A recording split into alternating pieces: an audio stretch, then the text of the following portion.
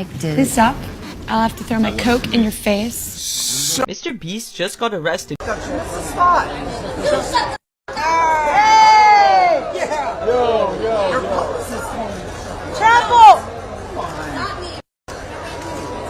I just can't get it together today. You okay? Not okay. It's having such a hard day today. First of all, congrats on your little bump. Congrats on your little bump. Well, you said that you were expecting a family. Brother man, come on. Okay. All right. Well, sorry, Justin. I didn't mean to offend you or anything. Okay. We just put the camera down. Okay. Mr. Beast, Puff Daddy, and Blake Lively all have one icky thing in common.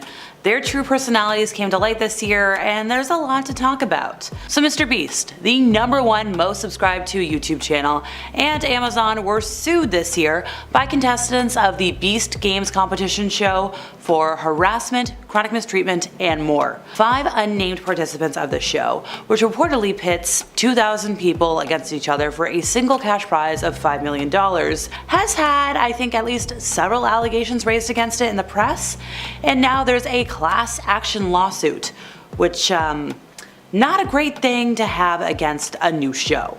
According to the lawsuit, participants were not paid properly, they experienced emotional distress, they did not receive uninterrupted meal breaks or rest breaks, which are very important. They were deprived of medical care, food, sleep, basic hygiene. Folks were subjected to a hostile work environment. So enter popular YouTuber Rosanna Pansino, and she's been investigating Mr. Beast for a hot minute, and she's been bringing a lot of this to light. And she's also been bringing a flurry of other accusations made by people, both online and offline. So she's a baking YouTuber. She's got 14.5 million subscribers. She's best known for like the cheery videos she's made for more than a decade. She's normally pretty far away from the kind of drama that a lot of creators look for. And she's quietly built a successful brand, and now she's using this power for those who can't speak up. Since speaking out on Twitter about numerous accusations she said she's collected regarding unsafe working conditions during a promotional shoot for Beast Games and more, she said in her words that she feels like she's become an advocate for everybody, and it's just a lot. I think most recently, like 2 weeks ago, she shared a video titled "Mr. Beast Knew All Along, 1,000 plus leaked messages," which are accusing Mr. Beast, real name Jimmy Donaldson, and his team members of heinous behavior in the workplace. Can't say what kind of heinous, but Google, folks. In the 22-minute long video, Rosanna Pansino and Dogpack404 went through a series of really disturbing chat logs of possible Mr. Beast employees. They claimed that Jimmy knew about his longtime collaborator Ava Chris Tyson's problematic behavior.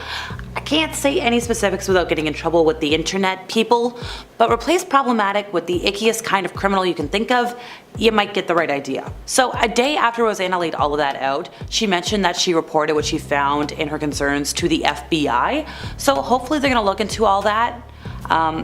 Because that's not it. There's also like the whole Lunchly thing. Rosanna bought one of Mr. Beast's new Lunchables, or improved Lunchables, and found mold. Like, there's so many things I could talk about with this guy. So amid all the excitement from Linkin Park's new lineup and album announcement, there's now been some concerns expressed from the fanbase regarding the band's new lead singer, Emily Armstrong. Turns out she's got a history with the Church of Scientology, and more specifically, Danny Masterson, which if you don't know that name, let's just say he's done some icky things. So these claims are brought to light from fans that came across a past comment left by the Mars Volta and former At the Drive-In vocalist Cedric Bixler Zavala. So according to news outlets, the comments come from a screen grab that Zavala posted on his Insta story back in 2023, and he tagged Emily Armstrong's band at the time and wrote the following. He said, and I quote, "Remember Emily? Remember how your fellow Scientologist goon squad surrounded one of the Jane Does when she was trying to leave the elevators? The court sheriffs had to escort her away from your awful cult." The alleged claims made by Zavala allegedly indicate that Emily was present at Danny's trial, and that's not a great thing. That's not somewhere you want to be. And if you don't believe me, ask Ashton Kutcher.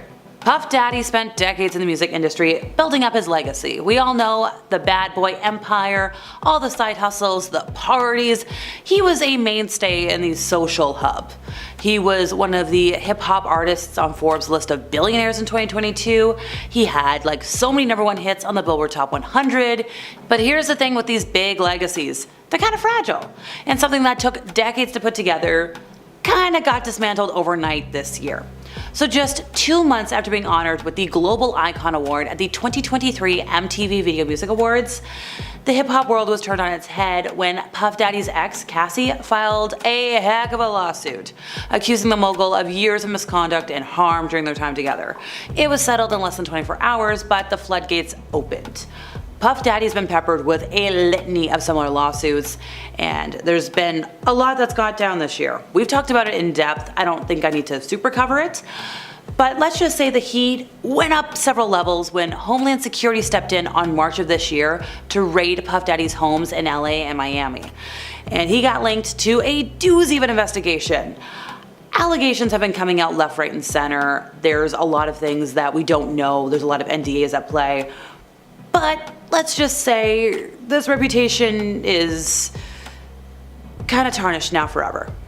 The most recent Bachelorette Jen Tran's ex-fiance demonstrator had a bit of a news blurb come to light this year. Turns out he was arrested 7 years before he made an appearance on The Bachelorette. Back in 2017, he was arrested after allegedly burglarizing an ex-girlfriend's home. Turns out he made a fire in the street with what appeared to be the actual restraining order, according to legal documents. The ex-girlfriend also had a tire flattened in her vehicle, and when it was getting changed, he came outside and was laughing at her.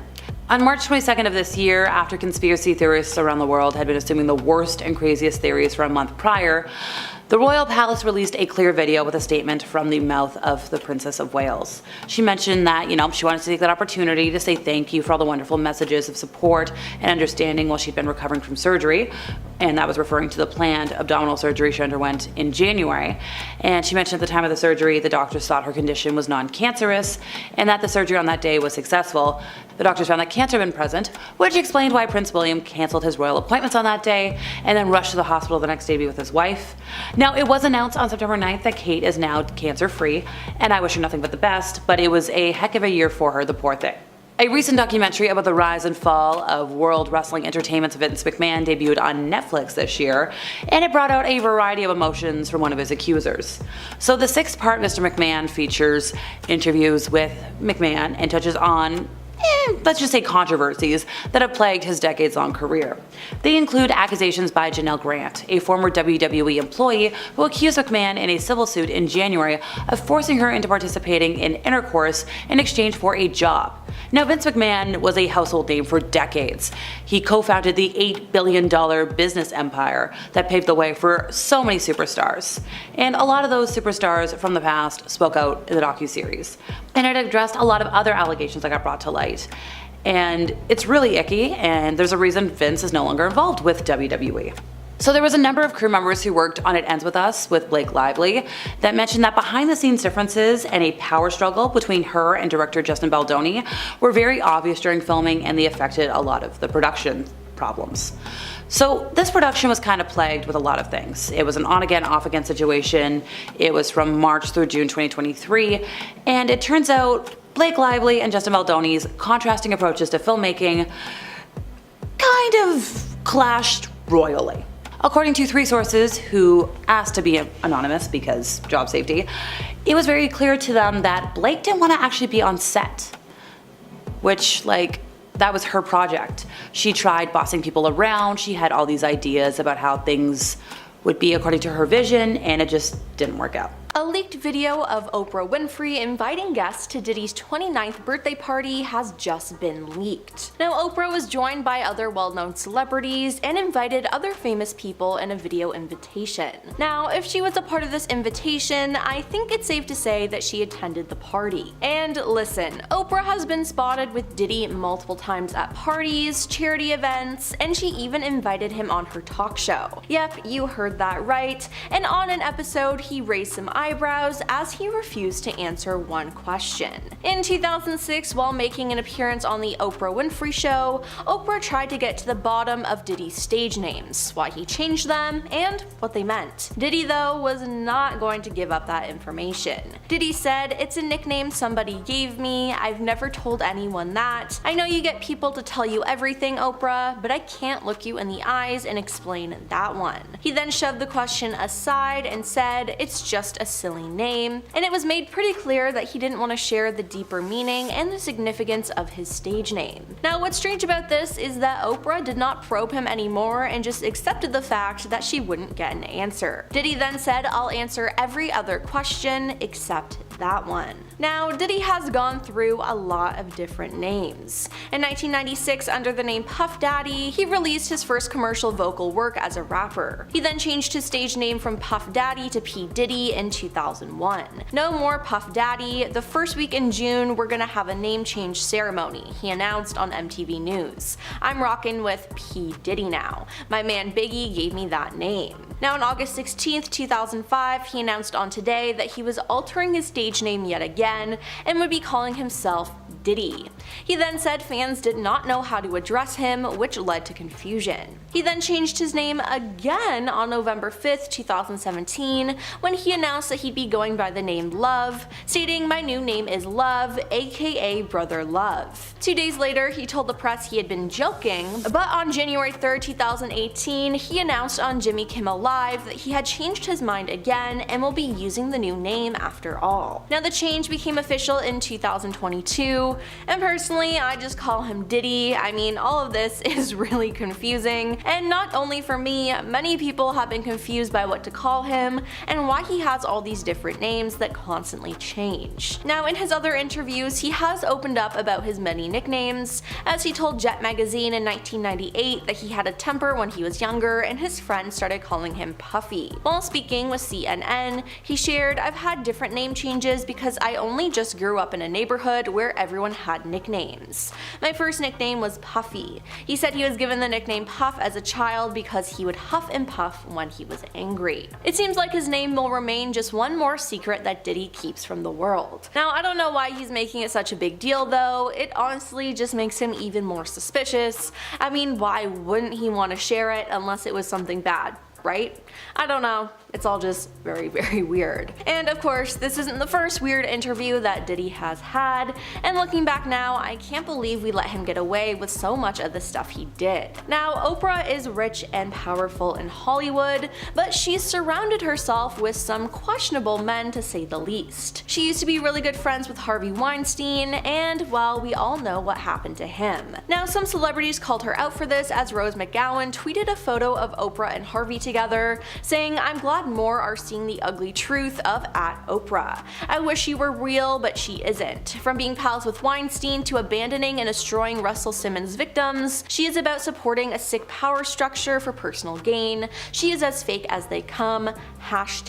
#Lizard." Now, Rose isn't the first person to call Oprah out on this, as her former friend Seal made a post when Oprah said we should focus on the bigger picture instead of Harvey's crimes and victims. "You have been a part of the problem for decades, but suddenly they all think you are the solution," Seal said. "Oh, and I forgot, that's right. You'd heard the rumors, but you had no idea that he was actually doing these things to young starry-eyed actresses. My bad." Now, Snoop Dogg has even made multiple posts calling out the star. Now, you know it's bad when other celebrities and her past friends are calling her out. It seems like Oprah has a pattern of hanging out with these types of men, and that begs the question, has she been involved in any of these crimes? I mean, she had some pretty sketchy things come out about her all-girls school that she started in South Africa. The Oprah Winfrey Leadership Academy for Girls opened in Johannesburg in 2007, and it was founded with $40 million of Oprah's own money. But less than a year later, 6 of the 152 students who had been personally selected by Oprah to attend the institution came forward to accuse dorm matron Virginia Tiny McGobo of mistreating them. Now, she was arrested in November 2007 and released on bail,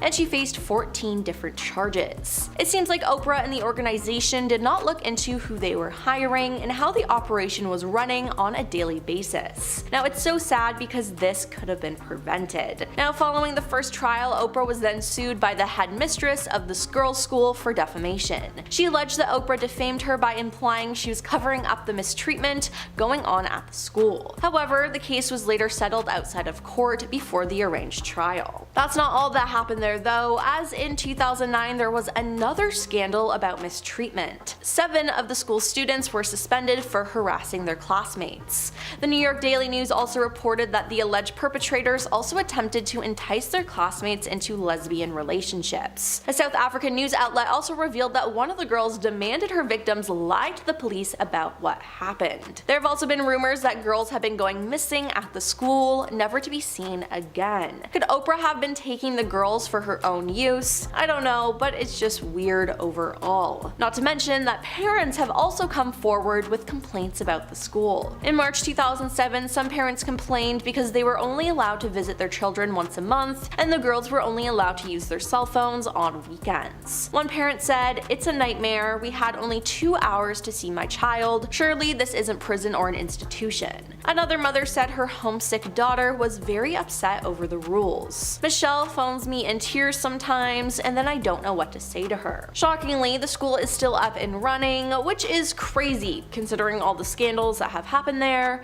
and I would honestly never send my kid there, as it seems like there's more bad than there is good, and it wouldn't be worth it. Now, Ray J, who was friends with Diddy, has spoken out about some celebrities that are paying off their victims when it comes to freak-offs. Now, could Oprah be one of these celebrities? Ray J said, "I'm hearing about artists paying victims to keep their name out of it. Somebody has the truth, somebody pays you to keep it quiet, and hopefully that money you got paid secures your happiness while you watch the lie continue to succeed." Interviewer Harvey Levin then pushed Ray J by asking if he knew anyone personally who had been offered money to stay quiet. The songwriter replied, "Here's the other way around it, Harvey. I'll give you money, please don't talk." He then claimed the high-profile individuals are reaching out to him, alleging they want to talk to me about what happened to them, they call me, they feel like they can trust me. Levin then asked if those contacting Ray J are high-profile celebrities who have an affiliation with Diddy, and he responded, "Yes, that's exactly what I'm saying,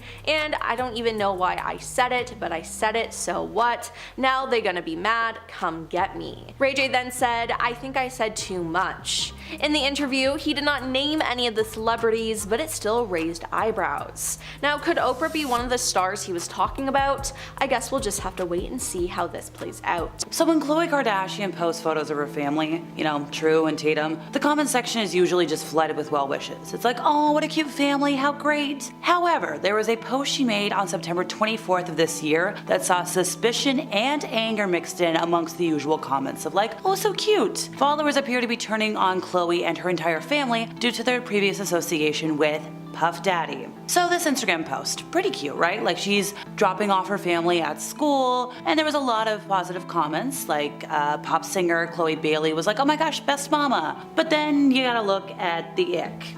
So, we're just glossing over the sick fact that she and the other Kardashians knew what went on at parties, said one commenter, and then we got this comment in all caps. I'm not gonna yell it, but you'll get the emphasis. "This circus is trying to deflect from them parties they went to." Direct quote, pardon the programmer. Look folks, for many decades, anybody who knew anything about Hollywood parties knew that Puff Daddy parties were the place to be. He had his annual Hamptons White Party, he had these blowout birthday bashes, like these lavish soirees were attended by everybody. Jay-Z and Beyonce, Jennifer Lopez, Leonardo DiCaprio, the Kardashians, they were like the socialites, so obviously they had to be at the parties. For his 50th birthday, Puff Daddy had the whole Kardashian family there, as well as Pharrell, Kate Beckinsale, Naomi Campbell, and now, obviously, in light of recent events, all these images are going viral on social media because folks want to know what megastars were at these parties and what parties did they go to.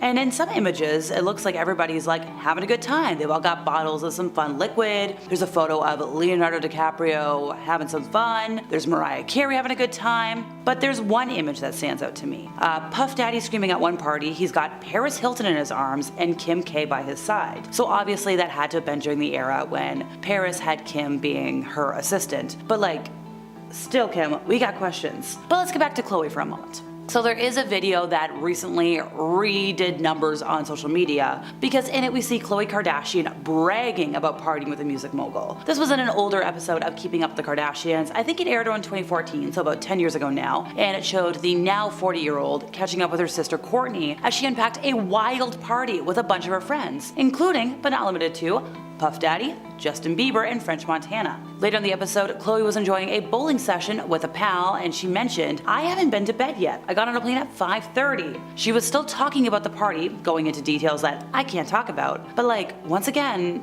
what's going on? Looks like the friendship was long lasting because 2 years later, so 2016, Khloe invited Puff Daddy to appear on her Cocktails with Khloe series, where she hailed him as a hardworking yet eclectic person, saying, "Well, I know you're known for the parties. When you think of a party or a good time, you think of Puff." She's like, "We've been known to party with you a few times." Obviously, the we was the family, because she turned to her sister Courtney, who was also in this episode. She's like, "Yeah, you were just at Puffy's birthday." And she's like, "Yeah, I forgot about that. That was an epic night too. Every night." She's like, "Yeah, that was fun because like all the girls ditched me, so it was like me and the boys. It was me, Kanye, Corey, T, and we were all just hanging out and it was fun. I loved it." So once again, the sisters are heaping praise on Puff Daddy. Khloe added, like, "I don't know how you have all the energy, but that's who you are and that's why people are so drawn to you, because you're so eclectic. No matter what, no matter how much you work, you don't sleep, you don't do anything, and that's just you." And this friendship is still going strong. We're gonna go down the timeline, folks. 2019, Khloe's still posting pictures of Puff Daddy. So that's only, carry the one, 5 years ago, folks. And she could be seen posing with the now disgraced producer. Also, we've got Kim and Kylie. These photos were to commemorate Puffy's celebrity packed 50th birthday party that I mentioned earlier. So sure, if we're gonna go throughout the family tree, I know a lot of outlets have claimed that Kim was among those who unfollowed Puff Daddy on Instagram, but nobody in the family has really spoken publicly about the speculation. So here's the thing.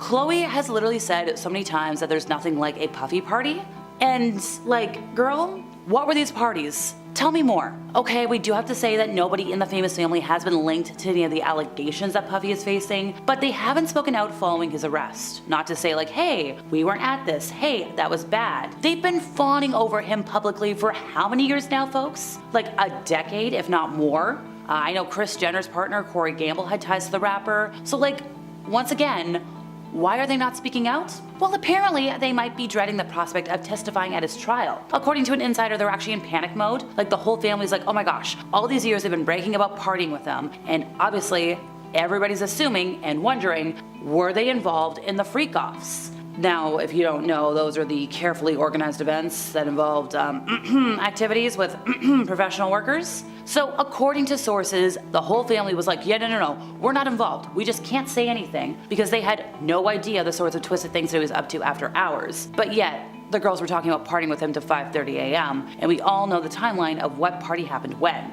Now, sure, sources have said that yes, Puffy had plenty of glamorous parties over the years that weren't freak-offs, at least not until the early morning hours when the majority of people had left. Well, once again, folks, early morning hours, we're going back to leaving the party at 5:30. That screams early morning to me. How about you? Going back to Corey for a moment, he shared a post in a couple of years ago honoring the family, honoring one of Puff Daddy's partners. So like, a lot of folks think that Corey must have had some knowledge of what was going on at these parties, being so close to Puffy and his partner, which like, he's totally denying. Yes, sure, this is all very ugly and very embarrassing, and Kris, being the absolute ultimate PR person, is scrambling to distance themselves from everything and distract everybody. But it's kind of impossible when you've been bragging about it for so long. So let's talk about a lot of Puffy's parties for a moment. Let's go back to 1999. Puffy was talking about his white holidays, and it's kind of hit the news for a couple of reasons you're gonna find out in a moment. He said in 1999, and I quote, "They don't want me to party anymore, but we're not gonna stop. We will continue to have fun, to unite people from all walks of life." And he made a prediction, folks. He said, "You will hear about my holidays. They're going to shut them down. Maybe they're going to arrest me. They're going to do all kinds of crazy things just because we want to have a good time." He said, and I quote, "Whenever you bring a different element into people's environments, things that broaden people's horizons, people get intimidated. It's a lot of people out there that feel intimidated by it." Now, I gotta ask, if you were predicting this in 1999, what were you doing back then? How did you know that this was gonna go sour? He's also joked publicly about his tactics for keeping women from ditching his get-togethers. He did this back in 2002 on Late Night with Conan O'Brien, because Conan asked, like, "How do you throw a great party?" And he said, "Woman.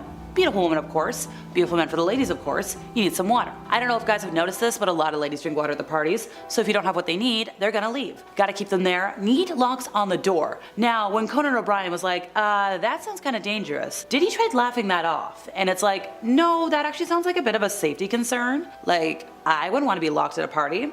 So sure, as allegations are surfacing and we're going through all these details about all the heinous things, it might be a while before we get the details that we want. Turns out a lot of attendees were forced to sign NDAs, so whoops. Now, it is a very standard NDA. It's just like, okay, you can't share information related to Puff Daddy, any partners, any family members, friends, business associates. Can't take any photos, you can't film anything, can't record anything without Puff Daddy's consent or, whatnot. You also can't share anything to social media, you can't post photos or videos. So sure, it makes sense why certain things aren't getting out, but then, I don't know. Oh, and also you can't give interviews, write books, or discuss anything. So I guess that's why we're not getting the information that we need, but at the same time, come on folks, dish it out. Addison Rae was among the stars who opted for some head-scratching ensembles as she turned up to the red carpet in like a, deconstructed ballerina look. The Diet Pepsi hitmaker flashed the flesh in a pair of white, high-waisted undies and a matching sculpted silk bra with boa feathers. The TikTok influencer teamed the revealing look with a tulle tutu that only covered her backside. Look, I get what she was going for with the Madonna and Britney reference, but it missed the mark almost as bad as the award show did by giving Katy Perry that iconic performance award over Gaga and Madonna. Anita also failed to impress on the fashion front, wearing a bizarre bridal outfit consisting of a bustier style mini dress with a tulle skirt and white veil. Once again, get the reference, missed the mark. Talia made a very bold statement in a head-to-toe shiny gold look. She wore this mini dress with a matching train that was almost blinding. Chanel West Coast was among the early arrivals that also topped the list of fashion fails. She donned a very bizarre mini dress with a silver and white safety pin top and an asymmetrical silver mesh skirt. She paired the outfit with white mesh stockings, glittering silver heels, and like a lot of silver jewelry pieces, but like none of these accessories are helping you, girl. Jersey Shore star Snooki,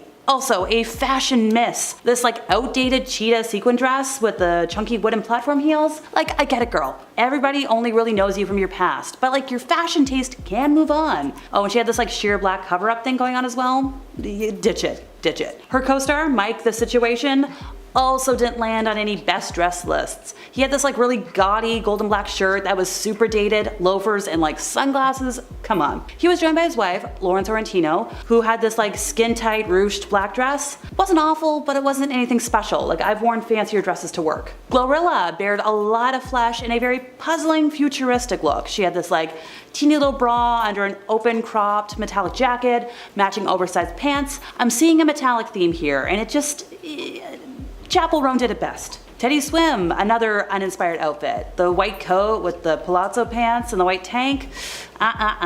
Tate McRae walked the red carpet without boyfriend the Kid Laroi, despite fans hoping that they would finally make their red carpet debut. She rocked this all-black look while attending the event. She opted for like black undergarments with a cutout lace mini dress, leaving little to the imagination and paying homage to the iconic 2001 look worn by Britney Spears. Like, that's how you do it, folks. And while she did talk about previously performing with her man, once again, they did not pose together. Now, Laroi is no stranger to the VMAs. He's been up for awards before. He was up for Best New Artist, Push Performance of the Year back in 2021. His duet with Justin Bieber got nods for Song of the Summer in 2021. Best Collab, Best Visual Effects, like, where was he? Chappell Roan went viral within minutes of arriving at the VMAs last night, after footage came out of her shouting back at a photographer and telling him to shut the F up. Yeah, I think this is the most talked about moment of the night. Everybody was like, okay, why did she say that? Also, I'm just like, you go, girl. So thankfully, we do have an explanation as to why she said that. So the original video shows her posing on the red carpet. That's where like you pose for 1,000 photos, and then she whips around and she's like, no, you shut the F up, not me, bish. So look, the guy was obviously being disrespectful. She was defending herself. She explained to ET that she was scared going in front of all the photographers. She's like, this is quite overwhelming, quite scary. I think for someone who gets a lot of anxiety around people yelling at you, the carpet is horrifying. I yelled back.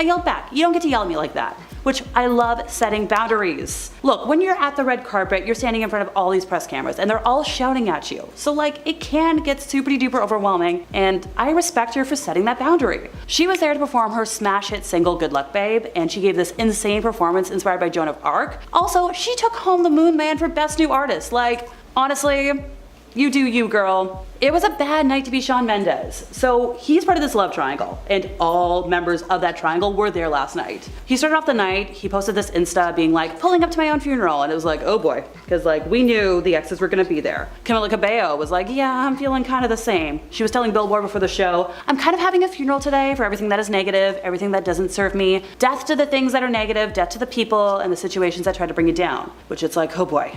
And then, red carpet time. So Sabrina's in this gorgeous white gown, which Madonna gave her, by the way. Camila, she's in all black, which is kind of paying homage to Sabrina's music video. And like, really, really close. And look, then we all hit the stage. Camila knew, like, I gotta bring it. And she did. She opened her performance with her song June Gloom, which was a song that was about her and Shawn's reconciliation. And then she switched to a song that was all about leaving the past behind. And then Camila, she smashed up a laptop on stage, which a lot of folks were like, why? But yeah, that has to do with the love triangle too.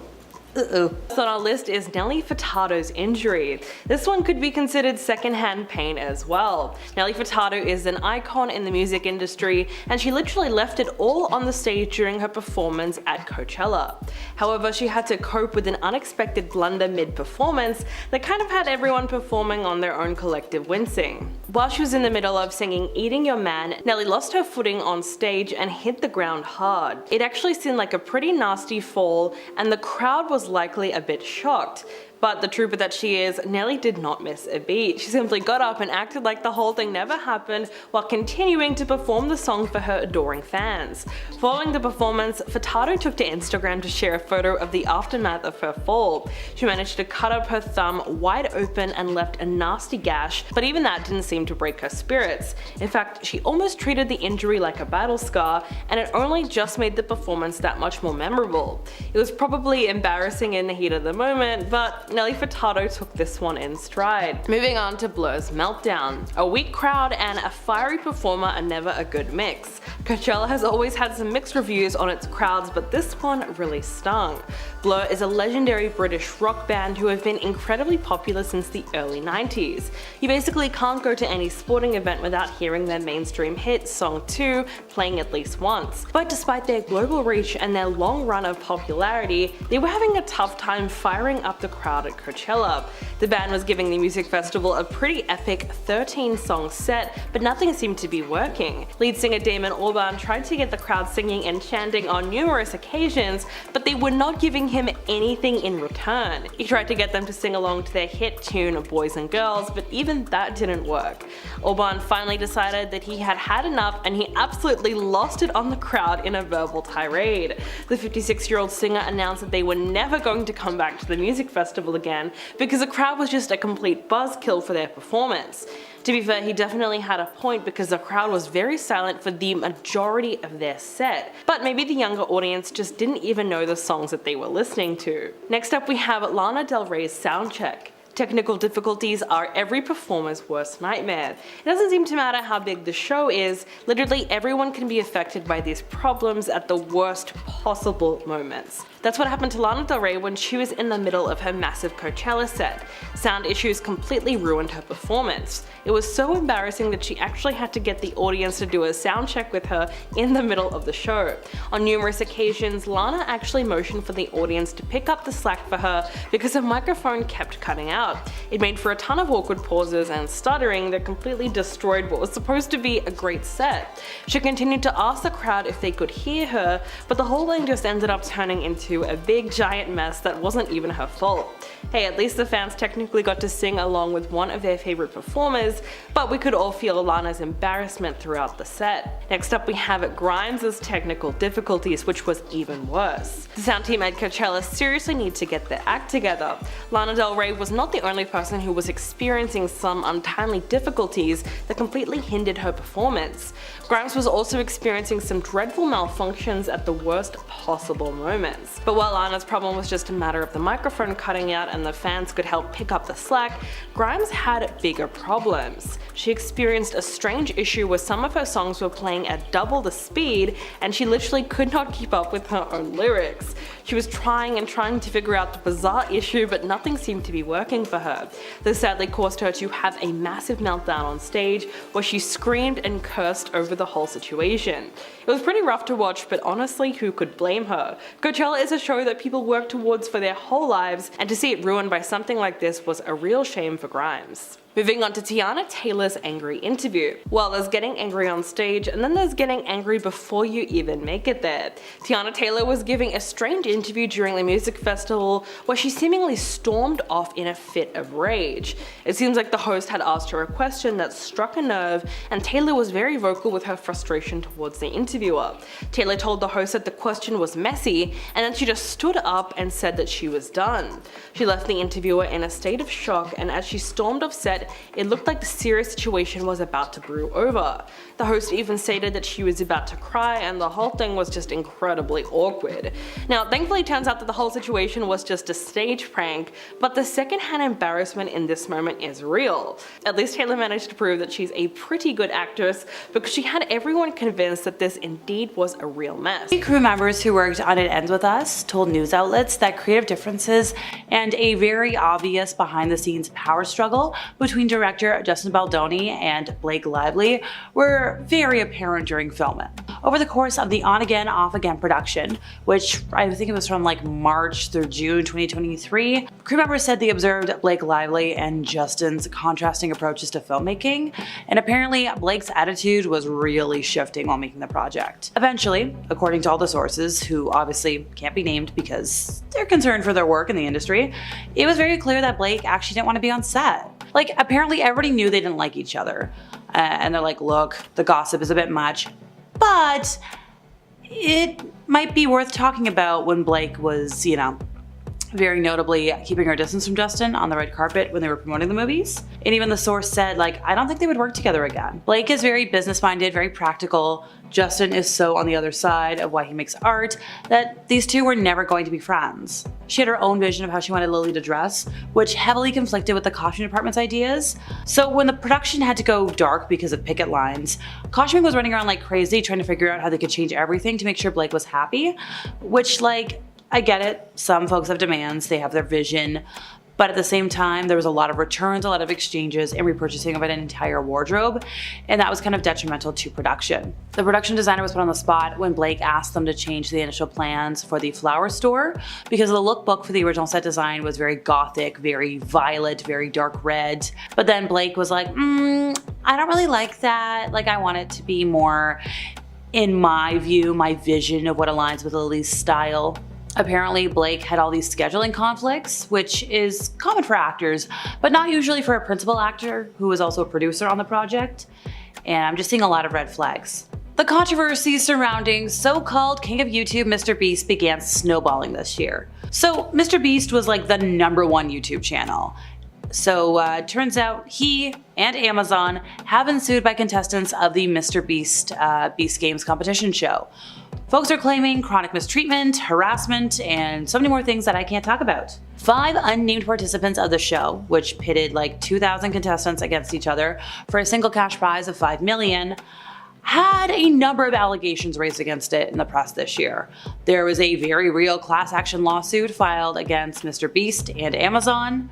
According to the lawsuit, participants were not paid properly, they experienced emotional distress, they did not receive uninterrupted meal breaks or rest breaks, they were deprived of medical care, food, sleep, basic hygiene necessities, they were subjected to a hostile work environment. Now, this lawsuit was filed in LA back in September, and it was seeking class action status on behalf of all affected contestants. It was demanding properly paid wages, expenses, and punitive monetary damages. Now, Mr. Beast kind of was staying quiet on the matter because he has bigger problems in his life. He recently launched this whole prepackaged lunch brand. It was him, Logan Paul, KSI. You've heard of Lunchables, right? Well, Lunchly was framed as a slightly healthier alternative. It had his own chocolate bar, the Mr. Beast bar. It had Prime energy drinks, you know, all that fun stuff. And it was very quickly debunked as being healthier by Rosanna Pansino and Dr. Mike. So part of the pitch for Lunchly is that the product is made with real cheese, compared to cheese products used in Lunchables. Well, going back to Ro, who is like an original YouTuber. She's been here, we love her. She posted this video titled, I tried Lunchly and it was moldy. And the title pretty much sums up the video. So she opens it, she wants to do a taste test, and she, honest to goodness, gets mold. And she's not the only one out there. I have seen so many videos of people opening these lunchlies and it's just so gross. Like, there's a reason cheese products, folks. Jennifer Lopez. So if you didn't know, earlier this year, Jennifer Lopez released her documentary on Amazon Prime, This Is Me Now, a love story. It gave this whole behind the scenes look into the This Is Me Now album, the greatest love story never told. May that rest in peace. And a lot of folks who watched it were like, J-Lo, I think you're lying about some things. So let's count it off, folks. In one scene, J-Lo poses in the mirror of her personal gym. She's shaking out her hair and she's reminiscing about growing up in the Bronx. She says, oh, I like taking my hair out like this. It reminds me when I was running up and down the block. Crazy girl who used to be wild, no limits, all dreams. Well, TikTok user Photos by Angela slammed the star in a series of videos, saying she went to the same Catholic high school as J-Lo and accused her of lying about her experience living in the Bronx. She said, and I quote, "We both attended an all-girls high school in an Irish and Italian neighborhood, so you weren't running up and down the block." Alright, line number 2, folks. J-Lo has long been accused of not actually singing on her albums, and singer Natasha Ramos took to TikTok to shed light on that rumor. Natasha has a voice very similar to J-Lo's, and was hired to sing the demo of Jenny from the Block. The production team liked her voice so much that they asked her to record 5 more songs for the album This Is Me. And Natasha received $3,500 backup singer's credit. But however, as she claims and as the original demo demonstrates, it's her voice in the final track. And not just in the choruses, it's her laugh, it's her yelling from the Bronx. J-Lo only really sings in the verse. Now, J-Lo is notorious for stealing from artists. It's kind of crazy, and we're gonna count it off, but as you see, things are starting to add up, folks. So J-Lo caught her big break back in 1997 when she starred as Selena in The Biography. And after that, she got into music. Her demo was picked up by Tony Mottola, Sony Music. She dropped her debut album On the 6th in 1999, and one big hit from the album was If You Had My Love. You know it, I know it, I love it.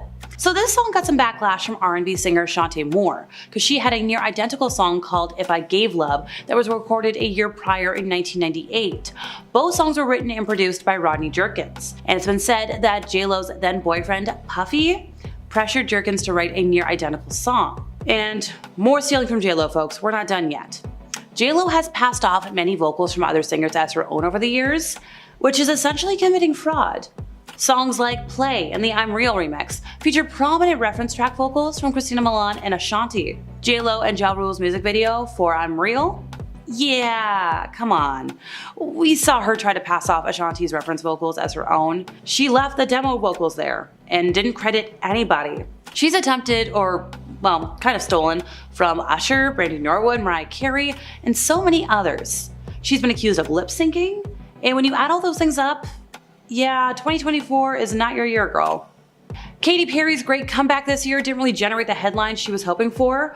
For one thing, the music video for her song Woman's World, which featured the lyrics, "It's a woman's world and you're lucky to be living in it," had a very specific producer, Dr. Luke. The same Dr. Luke that was accused by Kesha of some really bad things. So as a result, Katy Perry's message of female empowerment was met with a lot of criticism, because it was like, why would you work with him after everything that we know? What's more, a big part of the internet also believed that Katy Perry's Teenage Dream album, the vibes just weren't it. If that wasn't enough, she was met with further complications during the filming of her Lifetime music video. So that video production took place in the Balearic Islands, and it prompted a lot of folks to launch investigations against her, because it wasn't it.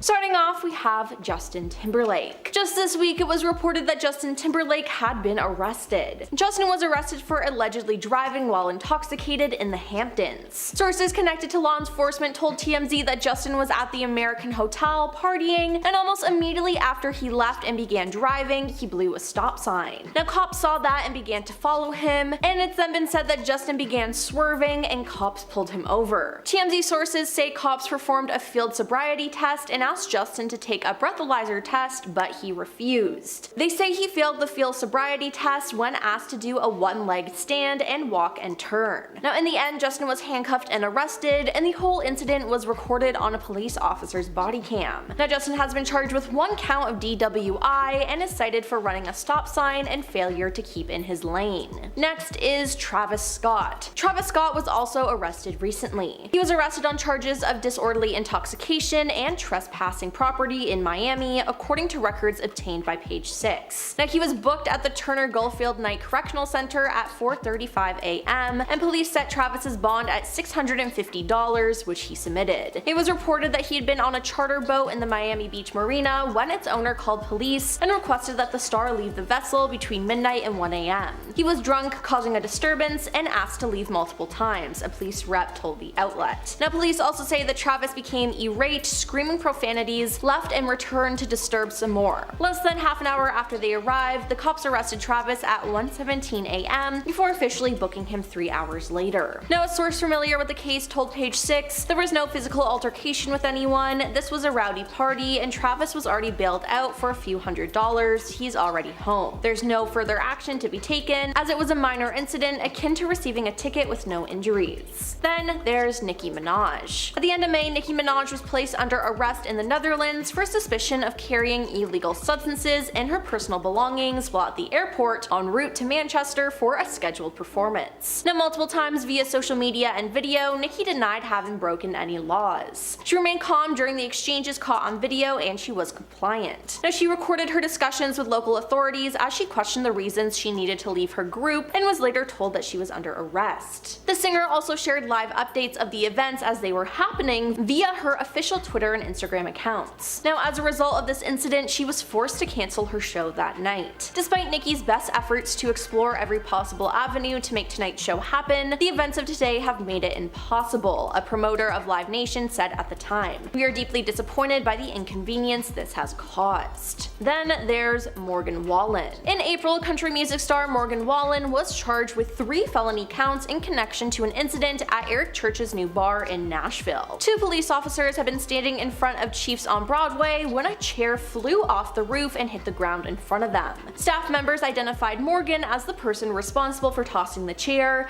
and claimed that he laughed afterwards. Wallen was then arrested for 3 counts of reckless endangerment for the 2 officers who were in the vicinity and for danger to the public, the outlet reported. Now, he was also charged with a misdemeanor, disorderly conduct. Wallen's bond was set at $15,250, and after smiling for his mugshot, he was released from Davidson County Jail around 3:30 a.m. local time. At 10:53 p.m. Sunday evening, Morgan Wallen was arrested in downtown Nashville for reckless endangerment and disorderly conduct, his attorney said in a statement. He is cooperating fully with authorities. And finally, we have Austin North. In February, Outer Banks star Austin North was arrested for allegedly attacking ER hospital staff in Las Vegas. Now, he allegedly went out of control in the medical center to the point where he had to be restrained. Now, cops were called to the hospital for reports of an assault and battery that had taken place in the emergency room unit. He was reportedly booked for gross misdemeanor battery and was bonded out. He then apologized, saying, "I'm deeply upset by the events that took place in Las Vegas this past week," he wrote on his Instagram story. "My friend drove me to the hospital because I thought I was having a heart attack. Several tests were taken, including blood, which came back negative for any drugs or alcohol in my system." He continued by saying, "I was having a severe anxiety attack. I have very little memory of the events that day at the hospital. I have the utmost respect for healthcare workers and hospital staff." In February this year, when Megan Fox partied after the Super Bowl, people didn't recognize her. She was spotted with her fiance Machine Gun Kelly alongside Taylor Swift and Travis Kelce. The 4 of them took a photo, but again, Megan did not look like herself. She was rocking an edgy look, but her face itself was different, and people online noticed it too. On Twitter, one person said that Megan's doctor should be arrested on assault charges, and another added, "Any more lip plump and she will float away." More people said that her new look was a glow down and that they were worried for her. Then, about a month later, Megan was on the Call Her Daddy podcast,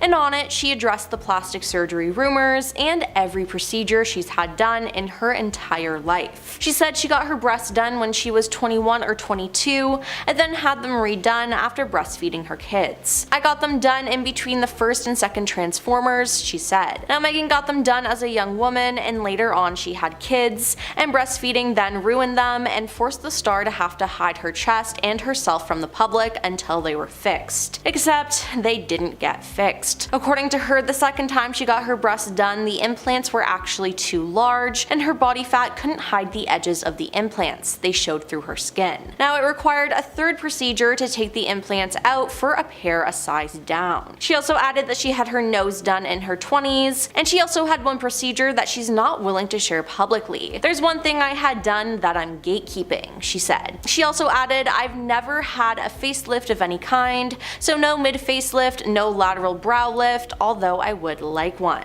She continued on saying, I've never had any fat removed, I'm a very lean person that doesn't have enough body fat or fat in my face, so I'll only ever put fat in. She also added that she's never had liposuction or body contouring before, but some people still don't believe her. Regardless, she looks very different than people have usually seen her. Chrissy Teigen has also been a topic of conversation when it comes to botched plastic surgery. Chrissy revealed in September 2021 that she underwent fat removal from her cheeks, known as buccal fat removal, which was all the craze with the celebrities. I did that Dr. Diamond buccal fat removal thing here, she posted on her Instagram story, pointing out her newly sculpted cheek area. And since I quit drinking, I'm really seeing the results and I like it, she said. But in June 2023, Chrissy shared a screenshot via her Instagram stories of a social media user who alleged that her face looked puffy due to face filler. Have you seen Chrissy Teigen's new face? The user wrote at the top of the video. This post is not out of mean intentions, it's merely here to discuss overfill and its possible consequences. Chrissy Teigen's new face. Look at how your face could become if you're doing it wrong. There's too much reliance on hyaluronic gel filters and not enough focus on building foundations, skin structure, and support. This can result in a puffy and bloated effect. Now, in response, the model clapped back by writing over the screenshot, no mean intentions, question mark, question mark, question mark, but saying this could be your face if you do it wrong, you're a piece of shh, I gained weight. But fans are still convinced that she's done something else to her face, and honestly, it wouldn't surprise me. At the 2024 Grammys, Miley Cyrus shocked fans with her new appearance. It appeared that she got buccal fat surgery and brand new veneers that don't really fit her mouth. A fan posted on Reddit about this to see if other people noticed the changes too, and they did. We need to imprison whatever plastic surgeon pioneered buccal fat removal, one person wrote. Another added, I can't tell if it's the buccal fat removal or the giant veneers that make her look so off these days, a second added. Now someone else added, she had a nose job for years, but yes, she's wearing contour on top of that. Honestly, with the buccal fat removal and the new veneers on top of her nose job, she's really working to complete her transformation into Tish, her mother. Now this is just so sad because Miley is so beautiful, but a lot of people think she's ruined her looks, including me, and it's honestly such a shame. Now, of course, we have to talk about the queen of plastic surgery, Kylie Jenner. Kylie is infamous for lip fillers she got as a teen that inspired her lipstick line. She lied about the fillers and then came clean, but it's hard to know what the truth is with her looks nowadays. Now at the beginning of the year when she was on red carpets, fans were calling her out for looking old. Kylie was only 26 years old, but fans said she looked way older for her age. One person commented, we're seeing in real time what long-term filler usage does as you age, and you know what, I honestly think they're right. There's so much we don't know about the beauty industry, and I don't think putting chemicals into your face is a good thing. Now literally everyone on the internet was making fun of her for this, and she saw the comments. Kylie then addressed this in an episode of The Kardashians, as she sat down with her sister Kendall and broke down in tears when talking about the comments. She went on to talk specifically about Paris Fashion Week, and she said that for the first time she decided she was not going to wear a lot of makeup while attending shows, which still prompted critics to attack her looks. I'm wearing too much makeup and it's like you're wearing too much makeup, then I go and I don't wear a lot of makeup and someone catches me in a weird light, she complained. She later said that she wasn't upset about this particular story, but that she was tired of hearing this her entire life growing up in the spotlight. Later on she added, I went on a journey last year dissolving half my lip filler. I hate even having this conversation over and over and over again. It feels like a waste of my breath because I think with me, it's never going to change. While there were some people who called out people online for being mean, others said they didn't feel bad for the star as she and her family have been pushing unrealistic beauty standards on women for the past decade. And finally, there's Simon Cowell. Simon's looks have changed a lot throughout the years and people have been calling him out. His face is just so sunken in and his teeth, or should I say veneers, are way too white.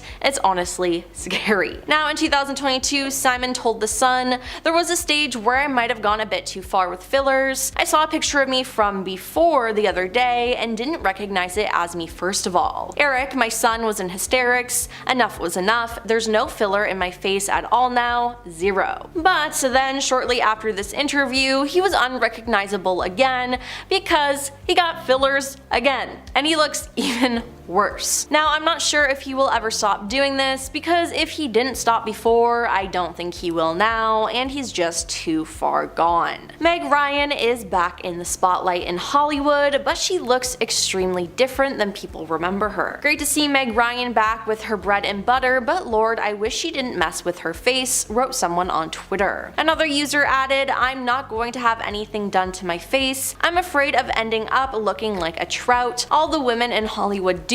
They all start to look the same at a certain point.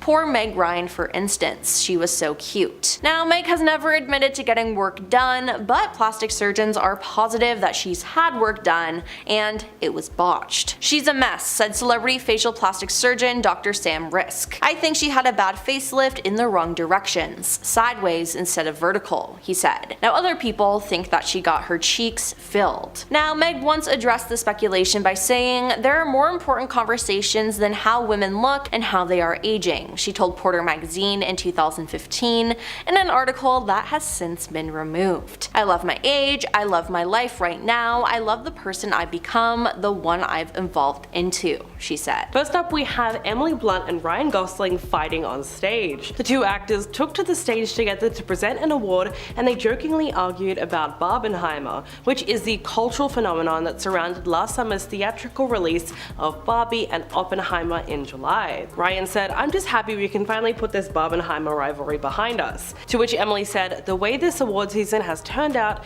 it wasn't that much of a rivalry, so just let it go. Ryan then said, it's true, you guys were doing so well, congratulations. But you know, I think I kind of figured out why they call it Barbenheimer, and they didn't call it Oppenbarbie. I think you guys are at the tail end of that because you were riding Barbie's coattails all summer. At this point, the audience erupts in laughter because it is such a good joke. The movie's made Hollywood history by unexpectedly breaking records at the box office and winning big love from audiences and critics alike. Speaking about Barbie, we have to talk about Ryan Gosling's performance. He performed I'm Just Ken at the Oscars and it was a showstopper. Billie Eilish was seated next to him and she couldn't keep it together as he sang those opening lyrics and transformed the stage into an explosion of pink with woodblocks, cowboys, dancing Kens, and spinning Barbie. At one point, Ryan went into the front row and had his Barbie castmates singing along. Even the Oscars cameraman held his hand. So why was this all so controversial? Well, the performance itself was good, but a lot of people seemed to be frustrated that the song was so successful. It earned a 2024 Grammy nomination in the category for Best Song Written for Visual Media,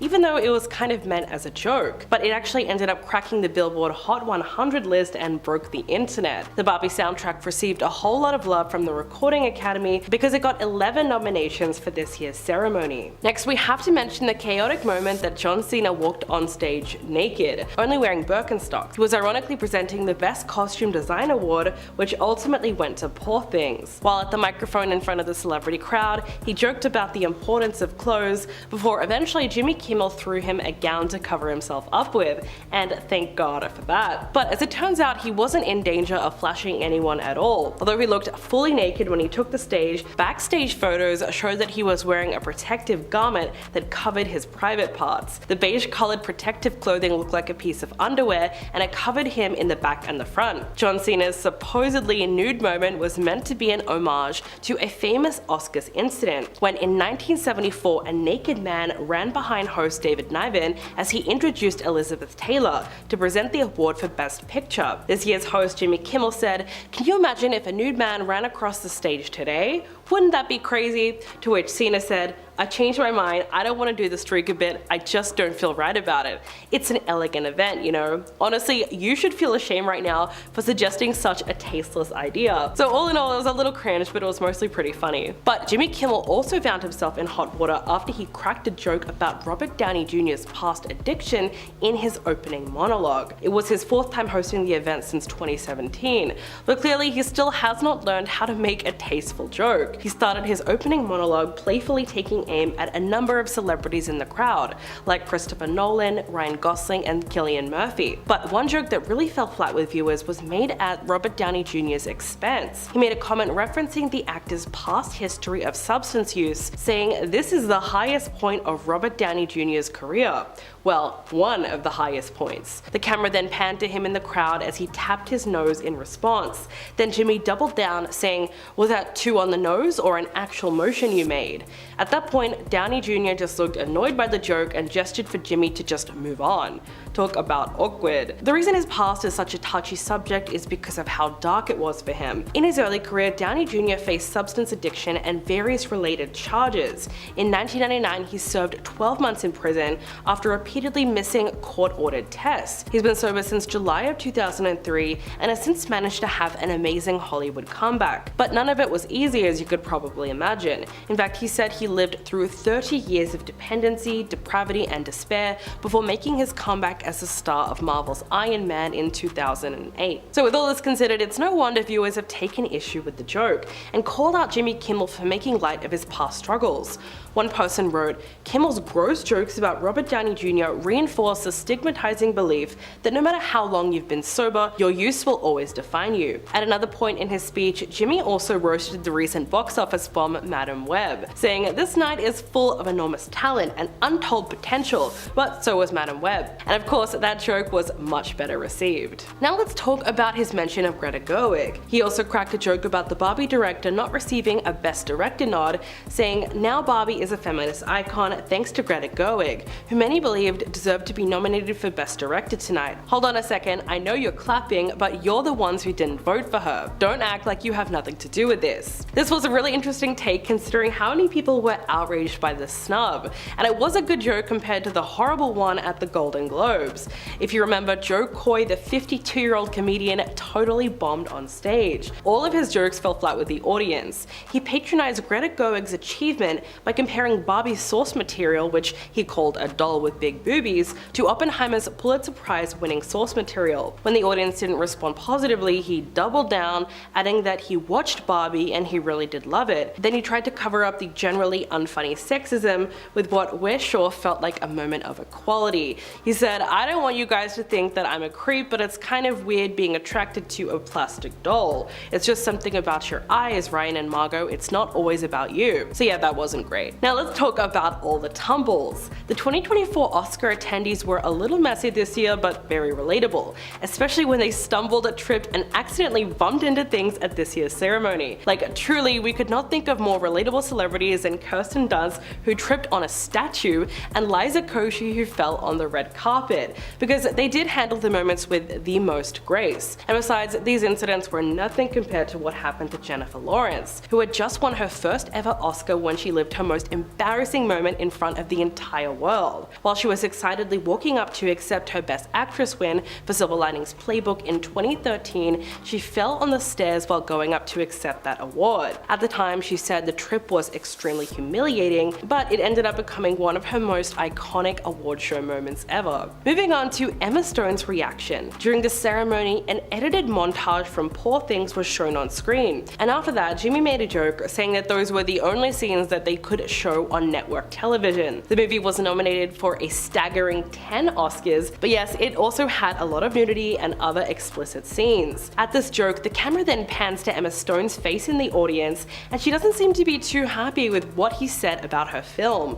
She's seen mouthing something to her husband in reaction to the comments, and viewers are convinced that she said something along the lines of, "What a prick." She could have also said something else, but according to lip readers, that is the phrase that best fits her lip movements. So maybe she was genuinely sick of the person hosting. Emma Stone also went through a major wardrobe malfunction while accepting an award. She won in the category of Best Actress and walked up to the stage to give her acceptance speech. It didn't take long for the audience to notice something was a little off. She was seen awkwardly gripping and motioning to the back of her dress. Turning around before starting her speech, she gave the crowd a good look at the back of her gown, which was gaping after the zipper gave up on her. She turned to the microphone saying, quote, "My dress is broken.